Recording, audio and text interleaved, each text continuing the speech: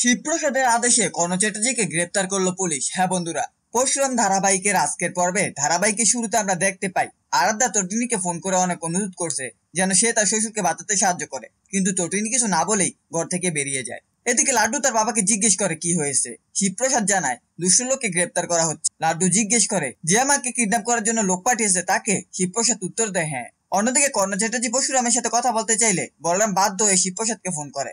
এরপর শিবপ্রসাদ এবং কর্ণ চ্যাটার্জির কথোপকথন হয়। শিবপ্রসাদ বলেছিলাম না রথের চাকা তলিয়ে গেছে, এবার আপনি কিছুই করতে পারবেন না।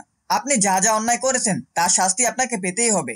এরপর শিবপ্রসাদ বলরামকে নির্দেশ দেয় কর্ণকে নিয়ে যেতে। শিবপ্রসাদের কথা মতো বলরাম ও সৌরভ কর্ণকে গ্রেপ্তার করে নিয়ে যায়। কাবির এবং আরাধ্যা বাধা দিলেও কোনো লাভ হয় না। পরের দৃশ্যে দেখা যায় বাইরে সাংবাদিকরা শিবপ্রসাদের গুলি এবং লাড্ডুকে কিডন্যাপ করার খবর প্রচার করছে কর্ণ চ্যাটার্জির নামে।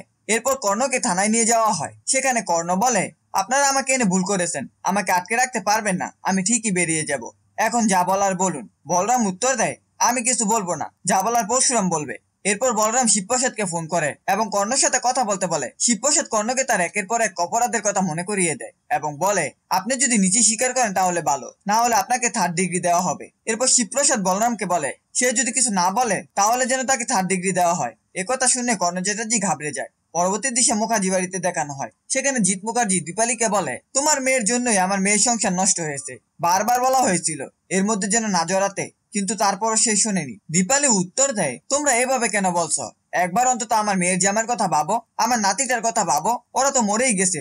আরাধ্যা বলে, ওদের কথা কি ভাববো, আমি তো ওদের হাতে পায়ে পর্যন্ত ধরেছি, তারপরও ওরা আমার কথা শোনেনি, আমার শ্বশুর মশাইকে পুলিশে ধরিয়ে দিল। একথা শুনে ভূমিকা কর্ণ চ্যাটার্জি নামে খারাপ কথা বলতে থাকে। ঠিক সেই সময় কবির চলে আসে এবং বলে, আমি অনেকক্ষণ ধরে আমার বাবার নামে খারাপ কথা শুনি, আমি এটা সহ্য করব না, আমি ওদেরকে দেখে নিব, এমনকি ওই তটিনীকেও। একথা শুনে ভূমিকা রেগে গিয়ে বলে, উনি তোমার দিদি হন, সম্মান দিয়ে কথা বলো। কবির বলে, কেমন দিদি হয় সেটা জানা আছে।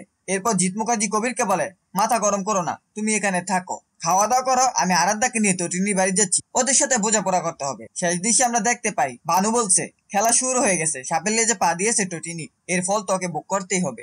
এই ছিল পরশুরাম ধারাবাহিকের আজকের আপডেট। ভিডিওটি ভালো লাগলে চ্যানেলটিকে সাবস্ক্রাইব করে পাশে থাকা বেল আইকনটি অন করে দিন এবং আপনাদের মূল্যবান মতামত দিতে ভুলবেন না।